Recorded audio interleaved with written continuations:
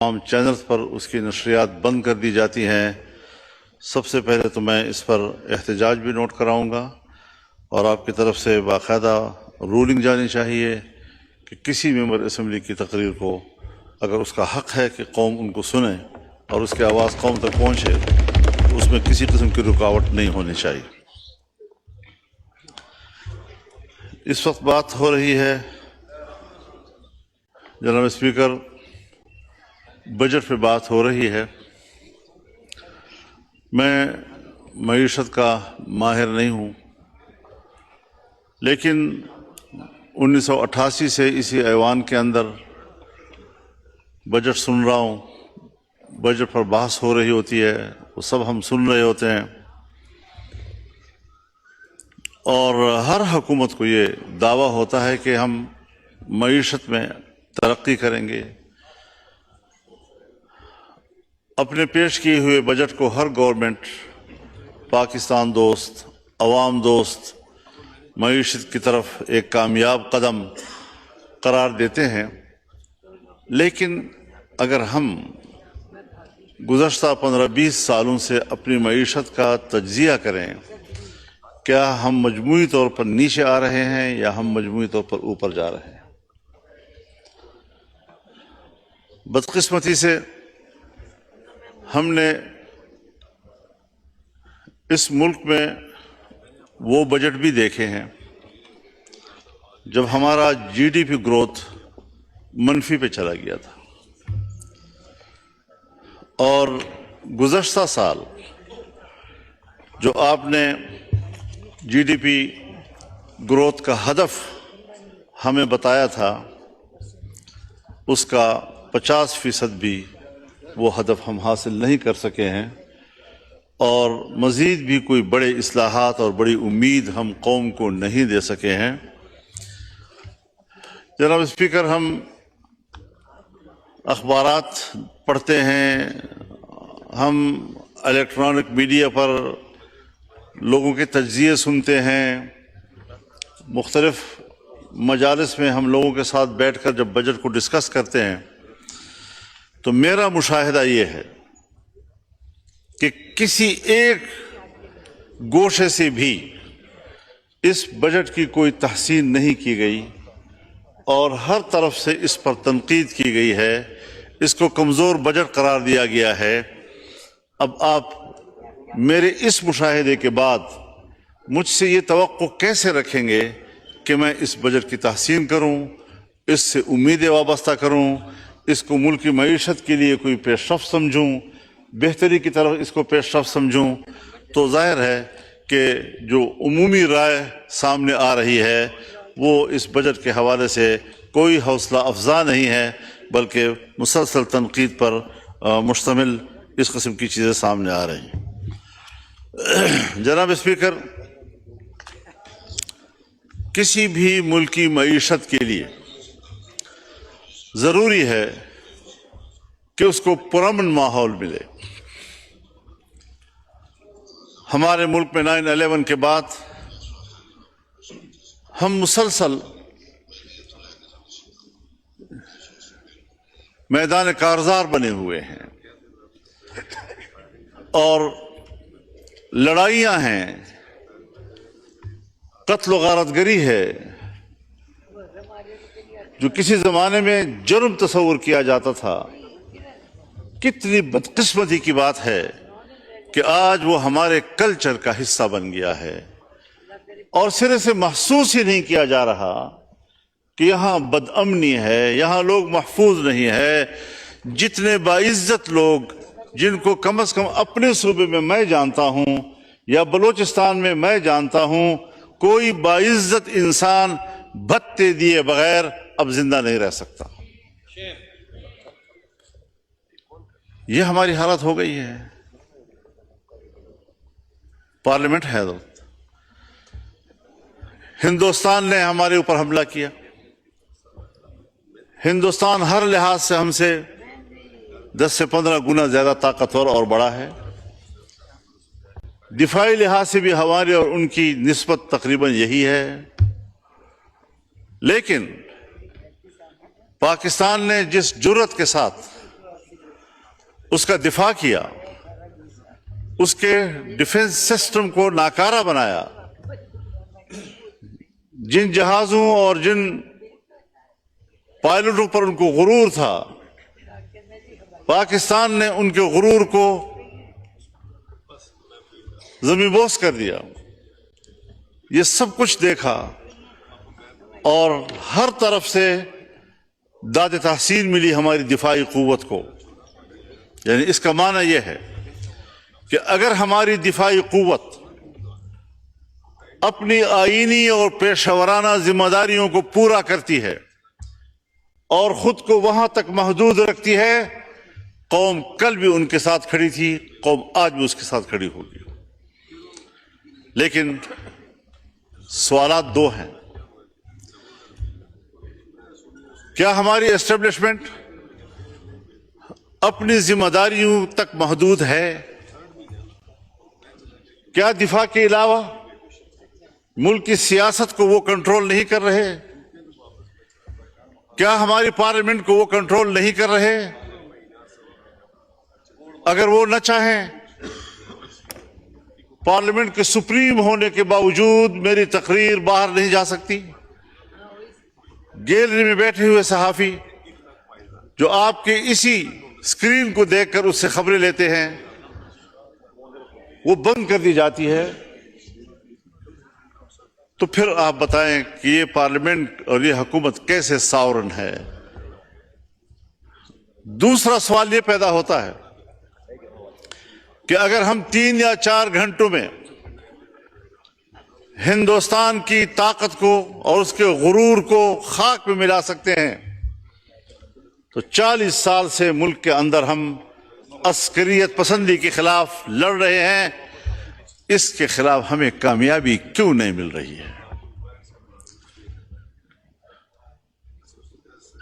بدامنی، عسکریت پسندی، دہشت گردی، جو بھی آپ اس کو نام دیں، آج ہم اسے ایک سیاسی ٹول کے طور پر استعمال کرتے ہیں، آج ہم اسے ایک سیاسی ہتھیار کے طور پر استعمال کر رہے ہیں، اور عام آدمی کو امن فراہم کرنا یہ شاید اب ہماری ڈیوٹی نہیں رہی۔ جناب اسپیکر، میں یہاں پر ملک کے تمام قائدین کے سامنے ان خیالات کا اظہار کر چکا ہوں، اور میں آپ کو بتانا چاہتا ہوں کہ ہمارے 2 صوبوں میں حکومتی رٹ موجود نہیں ہے۔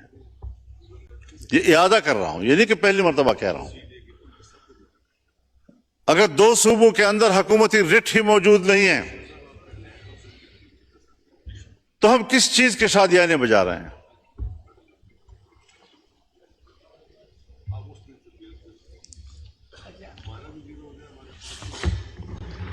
ہم اپنے ملک میں بھی محفوظ نہیں ہیں اور دنیائے اسلام بھی محفوظ نہیں ہے۔ ان تمام تر حالات میں ہماری قانون سازیاں اپنے ڈرافٹ کے اندر چیخ چیخ کر خود بتلاتی ہیں کہ اس قانون کے پیچھے کس کا پریشر ہے۔ آپ ہمیں اس ڈرافٹ کے پیچھے خود بتا رہے ہوتے ہیں کہ IMF کا پریشر ہے، آپ خود ہمیں بتا رہے ہوتے ہیں کہ FATF کا دباؤ ہے، آپ ہمیں بتا رہے ہوتے ہیں کہ ہم یہ قانون سازی اقوام متحدہ کے دباؤ پہ کر رہے ہیں، ان کی خواہش اور ترغیب پہ کر رہے ہیں۔ ہماری ساورنٹی کدھر گئی؟ ہم ایک آزاد ملک کی حیثیت سے ہر سال 14 اگست کو یوم آزادی مناتے ہیں، ہم اس دعوے کے ساتھ کہ ہم ایک آزاد ملک ہیں، ایک آزاد قوم ہیں، لیکن بین الاقوامی سیاسی ادارے، انسانی حقوق کے ادارے جہاں بیٹھے ہوئے ہیں، آج ہمارے جیسے ترقی پذیر ممالک یا پسماندہ ممالک وہ بین الاقوامی اداروں کے قراردادوں ان کے پاس کیے ہوئے قوانین وہ ہمارے ہاں مؤثر ہیں، اور ہمارا اپنا آئین اور قانون غیر مؤثر اور معطل ہو جاتا ہے۔ اس سے ابھی حال ہی میں آپ نے وہ قانون سازیاں کی ہیں جس کے آپ کا اپنا آئین ایسی قانون سازی کی قطعاً اجازت نہیں دیتا۔ کبھی ہم نے اپنا احتساب کیا ہے؟ کبھی ایک لمحہ کے لیے سوچا ہے؟ اور جب آپ اس ملک کے اندر آئین کو پامال کرتے ہیں، جب آپ اس ملک کے اندر قرآن و سنت کو پامال کرتے ہیں، تو کبھی اس کو حقوق انسان کا لقب دے دیتے ہیں، تو کبھی ان کو حقوق نسوان کا لقب دے دیتے ہیں۔ میں حیران اس بات پر ہوں کہ اسی ایوان کے اندر ہم نے وہ قانون سازی بھی دیکھی، ہم نے ہی اس کا دفاع کیا، لیکن وہ قانون پاس ہو گیا تھا کہ حد زنا، اس میں زنا بالجبر اور زنا بالرضا کے درمیان فرق کیا گیا، اور زنا بالرضا کے حوالے سے قوانین معطل کر دیے گئے، تبدیل کر دیے گئے، آئینی ترمیم تک کی گئی اور سہولتیں مہیا کی گئیں۔ لیکن آج ہم 18 سال کی عمر کو نکاح کے لیے پابند کر کے اس پر سزائیں دے رہے ہیں۔ دولہا دلہن کو بھی سزا، ان کے والدین کو بھی سزا، اس نکاح خان کو بھی سزا۔ یہ کس قانون کے تحت اس قسم کی سزائیں آپ نافذ کر رہے ہیں؟ جبکہ اسلامی نظریاتی کونسل اس کو مسترد کر رہا ہے، تمام علماء کرام اس کو مسترد کر رہے ہیں، جو قرآن و سنت کے حوالے سے اتھارٹی تصور کیے جاتے ہیں وہ اس کو مسترد کر رہے ہیں۔ خلاصہ کلام یہ جناب اسپیکر، مسئلے کی نزاکت کو دیکھیں، اس پہلو پہ نظر ڈالیں کہ ہم جائز نکاح کے لیے تو مشکلات پیدا کر رہے ہیں اور زنا بالرضا کے لیے سہولتیں پیدا کر رہے ہیں۔ یہ علامت ہے ایک پاکستان کی اسلامی مملکت کی۔ اس کے بعد ہم اس کو اسلامی مملکت کہیں گے؟ یہ کوئی صرف جھومر ہے کہ ہم ماتھے پہ اس کو لٹکاتے رہیں؟ آپ نے اس آئین کے اندر اپنے آئین کو پامال کیا ہے۔ آپ نے ایک مسلمان ملک کے پارلیمنٹ کے طور پر قرآن و سنت کو پامال کیا ہے۔ کب احساس ہوگا آپ کو؟ اور جب اس پر تنقید کی جاتی ہے تو ادارے بھی، اور پتہ نہیں ان کے کام آنے والے کیا کیا لوگ، این جی اوز، وہ ہمارے اوپر ٹوٹ پڑتے ہیں۔ بھائی کبھی آپ اوپن ڈیبیٹ کریں، تم بتاؤ ہمیں تمہارا ملحدانہ فکر، تمہارا لبرل سوچ، تمہاری آزاد خیالی، تمہاری روشن خیالی، آمنے سامنے آ کر ہم بتائیں گے آپ کو کہ وہ کس قدر تاریک ہے اور قرآن و سنت کس قدر روشن ہے اور کس قدر انسانیت کا محافظ ہے۔ چھپے چھپے پھرتے رہتے ہیں، لابنگ کرتے ہیں گھر گھر میں، ایک ایک ممبر کے گھر جاتے ہیں، ہم نے یہ کیا، ہم نے وہ کیا، ہم نے یہ کیا، ہم یہ کرنا چاہتے ہیں، اور اس قسم کی لابنگ کے نتیجے میں ہماری قانون سازی ہوتی ہے۔ نہ ہمارا آئین اس کا تقاضا کرتا ہے، نہ ہمارا ملک اس کا تقاضا کرتا ہے، نہ ہمارا معاشرہ اس کا تقاضا کرتا ہے، اور اس ملک کے اندر وہ کچھ ہو رہا ہے کہ جو خود یورپ میں نہیں ہو رہا۔ جناب اسپیکر، ہمیں اس پہلو کو بھی مد نظر رکھنا چاہیے کہ آج پھر ایک دفعہ ہم بارود اور میزائل اور بمباریوں کے نشانے پہ ہیں۔ ہم نے بہت خون دے دیا ہے، ہماری قوم بہت قربانیاں دے چکی ہیں، ہمیں فوج کی قربانیوں کا احترام ہے، لیکن قوم نے جو قربانیاں دی ہیں، نہت تھی قوم نے کہ ہم ان کا دفاع نہیں کر سکتے، ہمارے پاس صلاحیت و استعداد ہی نہیں ہے۔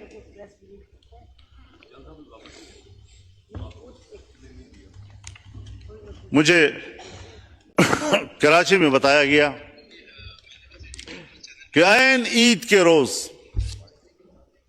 دو سالہ بچے دو سالہ بچے اغوا کر لیے گئے، اور جس دن مجھے یہ بتایا جا رہا تھا اس وقت تک وہ برآمد نہیں ہو سکے تھے۔ کہاں گئی انسانیت؟ کس کو آپ انسانیت کا درس دینا چاہتے ہیں؟ انسان تو یہ کچھ کر رہا ہے، اس انسانیت کی رہنمائی کے لیے کون سا نظام ہوگا جو مجھے روشنی دے سکے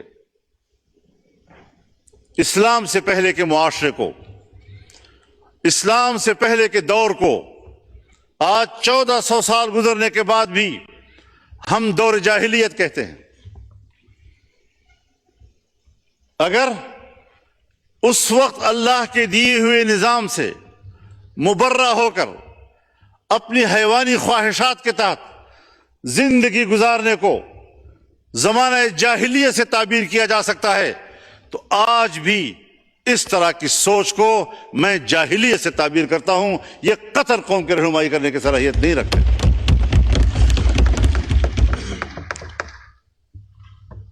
آپ ہم سے چاہتے کیا ہیں؟ ہم اپنا فکری ہتھیار بھی پھینک دیں آپ کے سامنے؟ ہم اپنا عقیدہ و ایمان، اس کا ہتھیار بھی آپ کے سامنے پھینک دیں، سرنڈر ہو جائیں؟ میں اعلان کرتا ہوں کہ اگر ریاست کے ذمہ داروں کو، حکمرانوں کو اس قسم کے ایجنڈا قبول و منظور ہے تو پھر آپ کی اس سوچ کے خلاف میں اس ایوان سے اعلان جنگ کرتا ہوں۔ یہ نہ ختم ہونے والی جنگ ہو۔ کچھ اللہ کو سامنے رکھے۔ یہ 99 نام کا ہم بار بار حوالہ دیتے ہیں، ہم اللہ کی 99 صفات کے نیچے بیٹھے ہوئے ہیں، اس لیے ہم نے لکھے ہیں سر کے اوپر کہ ان کی برکتیں نازل ہوں۔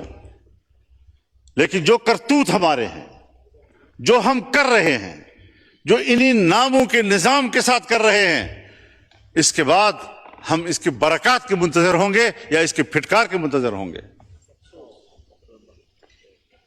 کچھ تو احساس ذمہ داری ہونا چاہیے کہ ہم کدھر جا رہے ہیں۔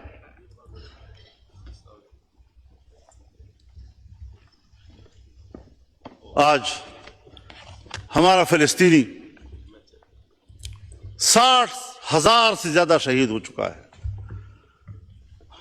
اور ابھی تک میرے مسلمان بھائی کا خون پی پی کر صہیونی درندوں کا پیاس نہیں بجھ رہا۔ مسلسل بمباریاں جاری ہیں۔ 2 روز کے اندر 1,500 لوگ شہید ہو چکے ہیں۔ مجھے ابھی راستے میں ایک صحافی نے پوچھا، اور وہ ریکارڈ بھی کر رہا تھا، کہ جی جنرل عاصم منیر صاحب اور ٹرمپ کی ملاقات ہوئی ہے، آپ اس بارے میں کیا کہیں گے؟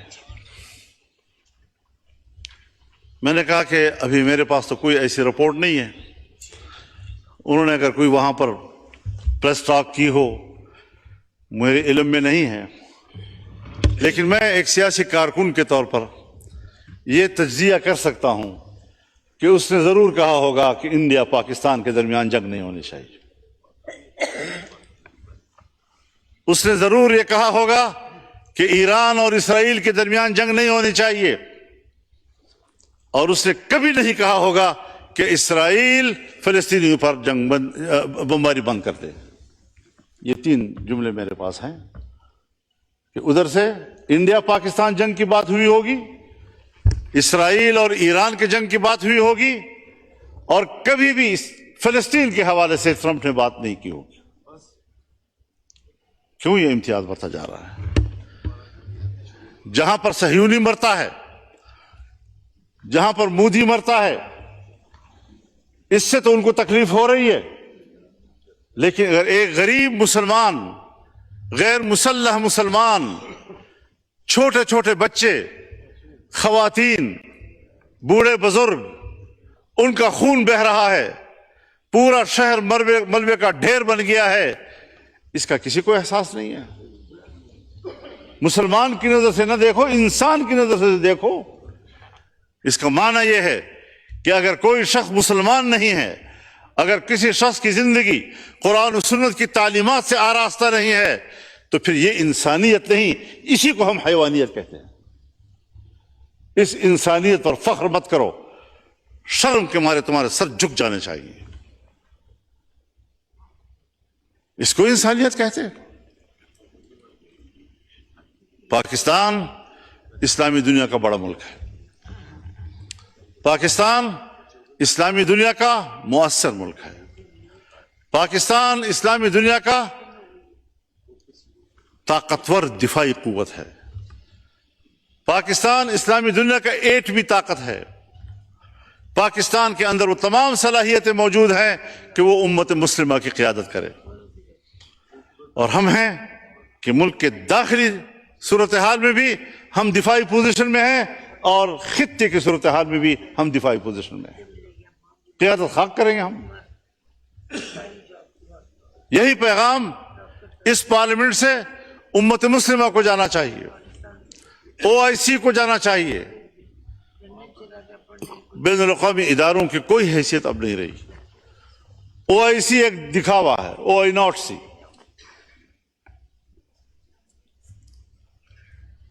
سلامتی کونسل 5 بڑے ممالک، ترقی یافتہ ممالک کی منوپلی ہے۔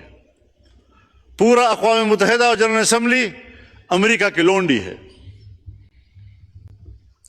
جب وہ چاہیں ہماری سیاست پر بھی قبضہ کر لیں، ہم سے قانون سازی کا حق بھی چھین لیں، ہم ان کے دباؤ پر قانون سازیاں کرتے رہیں، معیشت ان کی خواہشات کے تابع کریں۔ اور یہ جو بجٹ پیش کیا گیا ہے، اگر وزیر خزانہ صاحب موجود ہوتے تو میں ان کی موجودگی میں یہ کہتا کہ وزیر خزانہ صاحب، یہ بجٹ آپ نے تیار نہیں کیا، یہ IMF نے تیار کیا ہے اور آپ نے پڑھ کر سنایا ہے۔ آپ کے اندر اس وقت بجٹ بنانے کی صلاحیت بھی ختم ہو چکی ہے۔ کب ایک طاقتور ملک کی حیثیت اختیار کریں گے ہم؟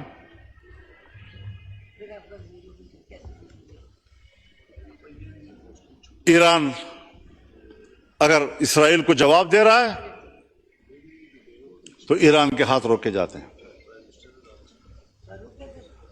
اگر پاکستان انڈیا کو جواب دیتا ہے تو پاکستان کے ہاتھ روکے جاتے ہیں۔ لیکن اگر وہ مسلمانوں کا قتل عام کر رہا ہے تو ان کو کھلی چھٹی دی جاتی ہے۔ ہندوستان کے مسلمان کا قتل عام ہوا اسی مودی کے ہاتھوں۔ یہ مسلم دشمن۔ اور میں ایک بات اور کہنا چاہتا ہوں دوستوں سے معذرت کے ساتھ، کہ اس کو پاک انڈیا جنگ نہ کہا جائے، یہ پاک مودی جنگ تھی، کیونکہ پاکستان متحد تھا اور ہندوستان کی حکومت کو ہندوستان میں کوئی تائید حاصل نہیں تھی۔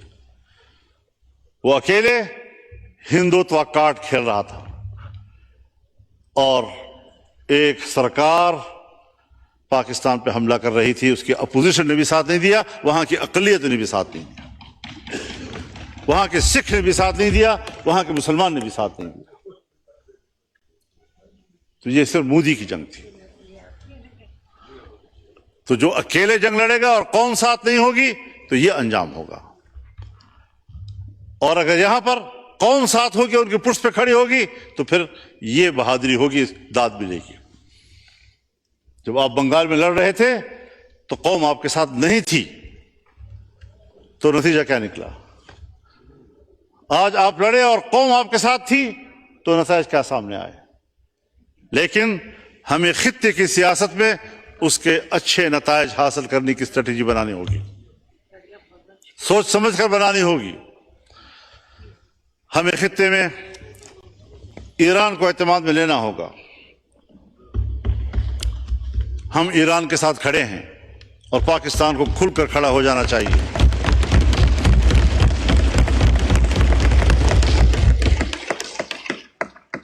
ہمیں کھل کر اہل غزہ کے ساتھ، فلسطینیوں کے ساتھ کھڑے ہو جانا چاہیے۔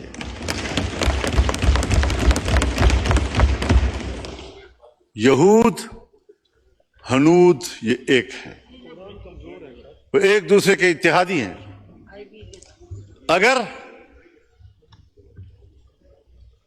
فلسطین سے آگے لبنان پر وہ حملے کر چکا ہے، اگر وہ شام پر حملے کر چکا ہے، پرانے قبضے ایک طرف، حال ہی میں جو اس نے شام کی دفاعی قوت کو تباہ کیا ہے،